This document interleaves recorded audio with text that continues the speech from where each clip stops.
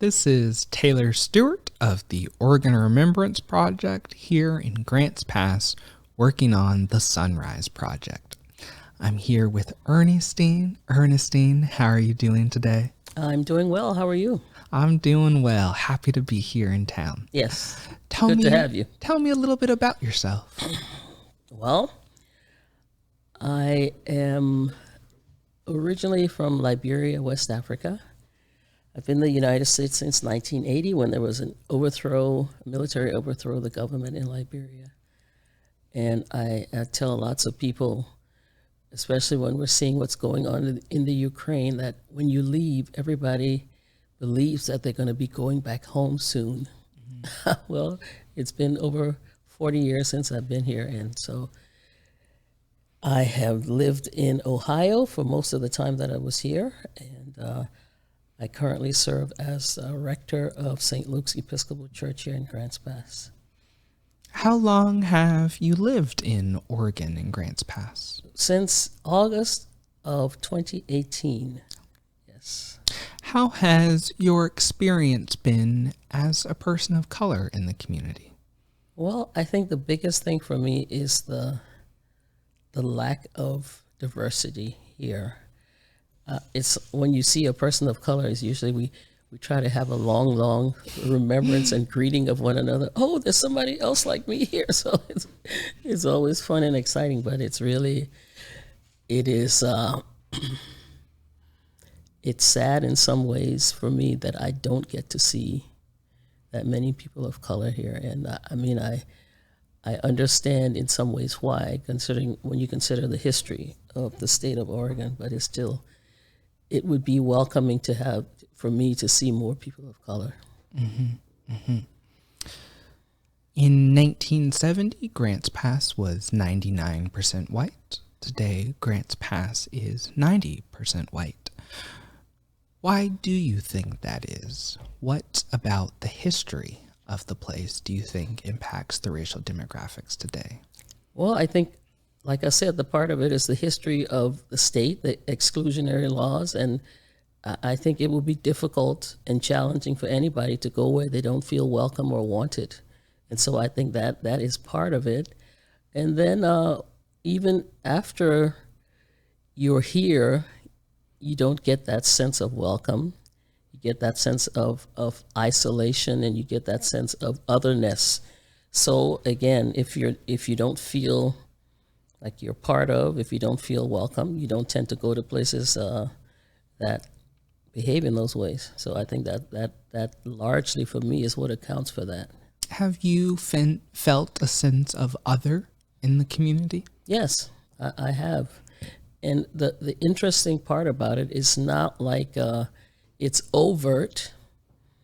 It's very covert in many ways. Like when you walk in places, people look at you strangely, or nobody wants to talk to you, or so it's you get that sense, you feel it. And so for me, I just tend to shy away from those places and I always say to myself, I'm not going to support places that make me feel unwelcome or unwanted. Mm-hmm, mm-hmm. Did you know about Grants Pass's history as a sundown town? I did not before I got here, but now, I'm fully aware of it now, but I didn't know about it before I arrived here. How did you first come to that information? Well, through a group that I'm a part of, Courageous Conversations. And part of one of our conversations was learning the history of Grants Pass. And so digging through that, finding out more in-depth history of Oregon and of Grants Pass, and recognizing that, yes, Grants Pass was a sundown town, but not the only one. There were a lot of places in the state that were sundown towns, and trying to get the history, it seems like as if it was a known fact, but people tried to hide it. People tried to shy away from the notion and idea that they were a part of a community that was a sundown town. Why do you think people hide from or shy away from this history? Well, because I think now there's a sense of shame about it, that, we were this place. And again, a lot of places want to when they advertise and themselves, they always want to say that they're a welcoming and inclusive community. But when you look into the history and the actuality of what goes on, it's not true. So I don't think anybody wants to have that. It's like skeleton in your closet. You know, we don't want people to know that this is who we were. But I think history is very important, and it teaches us lessons. So in order to know where you're going, you have to know where you come from. And so I hope we will stop trying to bury everything and bring everything into the light so that we can get into a space where we can deal with it and move forward. Oral history posits that there were signs around town that signaled Grants Pass's history as a sundown town. Have you heard about any of these signs? Like you said, it's oral history. I have heard about them, but I have not seen them. The Ku Klux Klan had a large presence in Grants Pass. Can you recall any instances / have you heard stories about the Klan in town? I have heard stories about the Klan in town, but again, oral history and no written evidence to support that. What have you heard about the Klan in town? Well, the Klan in town and the Klan in Oregon, I heard that Oregon was probably the largest community of Klans people out of the South. And so that people were very open about being part of the Klan, and that it was not a secret. I mean, it didn't become a secret. People didn't want to hide it until recent times when everything is becoming unearthed as to the history and the activities of the Klan. Do you have any recollection of seeing the Confederate flag around town? Yes. Even now, I see Confederate flags around town, yes. How does that make you feel? It makes me feel frustrated and angry and sometimes fearful because, and again, history. I think being an immigrant, I think I say this, I think I know more about American history than most Americans, because outside of the United States, the United States is a big player in the world, and so you learn the history. So when you think about the Civil War, the Confederates are traitors. They're not heroes. And so when I see the Confederate flag, it makes me question why anybody would want to go around waving a flag of people who were traitors to the country and who committed treason. And the other thing is that most of these symbols of, this is what people say, of the heritage didn't start cropping up like all these statues until way after the Civil War was ended. So it seems to me that the use of the flag is really to send a message to people like me and people of color, again, that you're not wanted, you're not a part of us, and we will continue to hold on to this symbol that subjugated you and subjugated your people as a way of showing that to you. You know, Oregon didn't have a role in the Civil War. Why do you think that the Confederate flag appears in Oregon communities? Well, I think, again, the history, a lot of people who settled Oregon came from the South. And so they brought that history with them. They brought that culture. They brought that understanding. Same thing with the exclusionary laws. Okay, we're coming here and we don't want you here with us. And so I think that's why it's still floating around, and people are still flying it in their yards and on their vehicles and other places. What do you think we need to do as a larger community to intervene on the use of Confederate flags? Well, again, I think it's problematic because I don't know if we really can intervene other than having conversations and saying to people who are, using the symbols and using the Confederate flag, that this is what it means for me and this is what it makes me feel to have it around. Because, I mean, we have in the Constitution that you have freedom of speech. And that is, I think, is one of the options for freedom of speech, that you can fly whatever flag you want. And so I think education is important. Interaction is important between people who share different political or religious or whatever. It's important for us to be in communication with people and to express our opinions both ways. As we've sort of briefly touched on, is, Oregon's large history of racial exclusion. One evolution of that being the history of sundown towns. Given that we can't change this history, all we can do is change our relationship with it, what do you think the community of Grants Pass should do with this history of racial exclusion? Well, first and foremost, I think it's important to acknowledge the history, not to try to run from it, not to try to deny it, but to acknowledge it, and then to decide who we want to be going forward.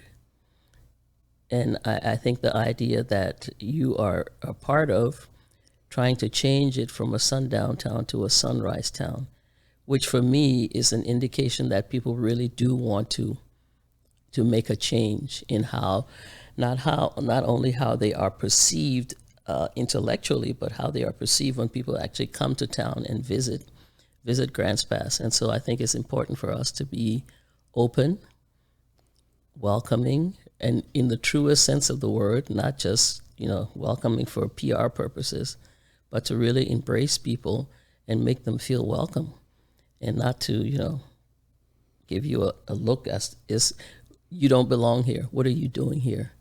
And I think that still goes on here in Grants Pass.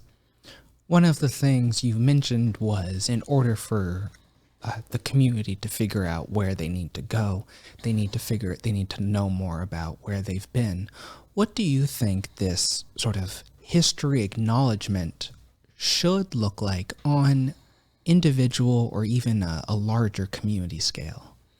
Well, I think over the past 2 years, since COVID and since all the protests about George Floyd, we have been engaged in a lot of conversations around just these issues.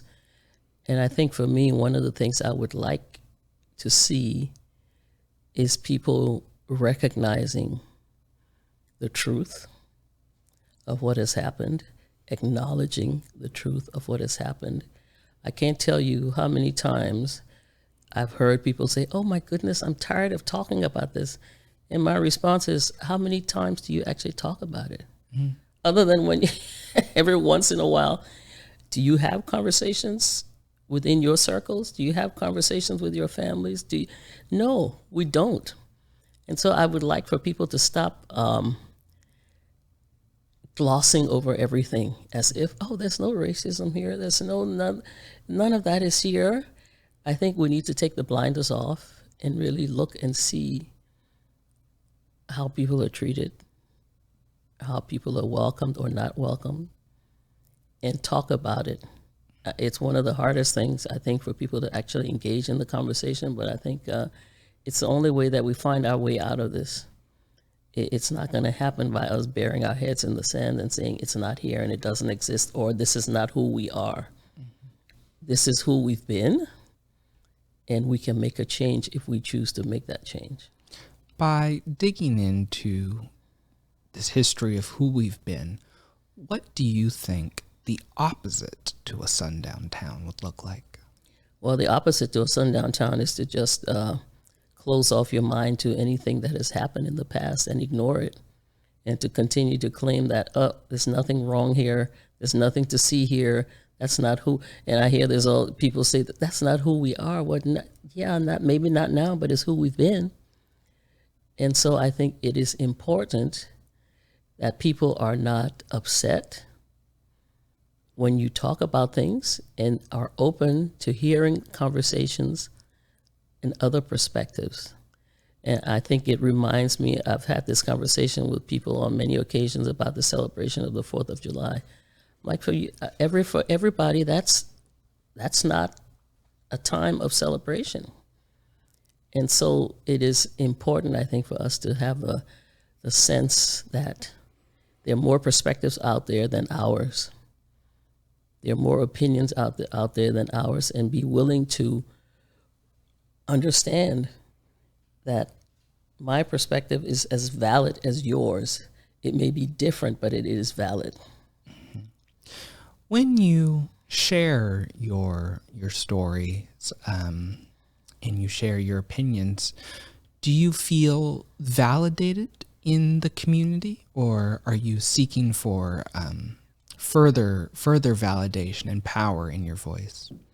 Well, I don't know if I'm seeking validation, but sometimes I get it, sometimes I don't, and that's okay. I think it's important that I'm allowed to express my opinion, express my perspective, and I would like to be heard. I'm not necessarily looking for agreement or disagreement, but I just want people to be able to hear it and receive it. What do you think the wider community could do to better be able to receive your voice and the other voices of people of color? Have a willingness to listen. Have a willingness to understand that our experiences are not your experiences. And again, that they're valid. And so I think for me, that would be part of the biggest opportunity, to be able to listen, to be able to engage in the conversation, and to be able to understand that and not feel threatened that my opinion is different from yours. What do you wish that your white neighbors knew about being a person of color in Grants Pass? I wish they knew that it's sometimes very difficult and challenging to be in this space of being made to feel like the other, of being made to feel unwelcome. Mm-hmm. And I think it's important for them to understand that we all play a role in making Grants Pass better. It's not just up to one person. I think the other thing that's important to understand is that you need to speak up. You need your voice to be heard also. And I think the time for sitting on the fence is over. I don't think people should be sitting on the fence when it comes to issues of welcome and community and diversity and difference. This is something that we should be embracing for all of us, not just for some of us. How do you think this more welcoming state to an intentionality about being welcoming to people of different racial backgrounds, how do you think that might translate to improving the community as a whole? Well, for me, anytime you have a diverse community, that's improvement. Anytime you have people that are willing to welcome people who are different from them, that's an improvement. And so when we have conversations around this issue, why don't you think this person deserves to be here? Why do you think this person doesn't deserve to have the service they deserve to have? And I think it's just for me, like going to shop, there's certain ethnic foods that you can't find. So I either have to go to Medford or when I go up to Portland, I have to look to find that. That's one way of making people feel welcome, that they can find things that are familiar to them culturally and that are familiar to them to be able to continue to be comfortable in this space. I think it's also welcoming when you go into spaces that people are opening to receive you. Like you go into a restaurant, you want to be treated the same as all the other customers in the restaurant. And sometimes that doesn't always happen. Mm-hmm. Mm-hmm. One of the things we've discussed is the way that representation matters. Where might you like to see more diverse representation in the community? Well, local TV anchors and TV people who are local. And again, people say, well, this is an all white community. How can we be welcoming? You welcome a person of color the same way you would welcome anybody else. I don't understand why this sense of you're different. I'm not different. I want the same things in life in general that you want. You know, everybody wants to have a safe community. Everybody wants to be able to walk around and feel safe. Everybody wants to be able to feel protected in practicing their religion. Everybody wants their children to get a good education, to have good medical facilities. The notion and the idea that we're different is just one of the strangest things that I experience. Well, if I come to your house, how would, well, no, you come to my house, it will be the same as I'm going to your house. You know, it's the same situation. And it is a terrible feeling to think that in 2022, we're still having to fight these battles of otherness, of difference being a problem. We're not different. Have you experienced this otherness, this creation of difference, differently in Oregon and Grants Pass than in previous locations living in the United States? Yes, because in previous locations there was always greater diversity, and so it wasn't as in your face as it is here in Grants Pass, and so I think the more diversity and this is a quote that's attributed to Michelle Obama. I'm not sure that's correct, but she says it's hard to hate up close. So when you are in relationship, when you're having proximity to people who are different from you, I think that opens your point of view, and that opens your perspective, and that takes away the fear that you might feel from all the stereotyping and biases that you would normally have. Mm-hmm. How do you think the white community members can go about to create more of those deeper relationships with people of color?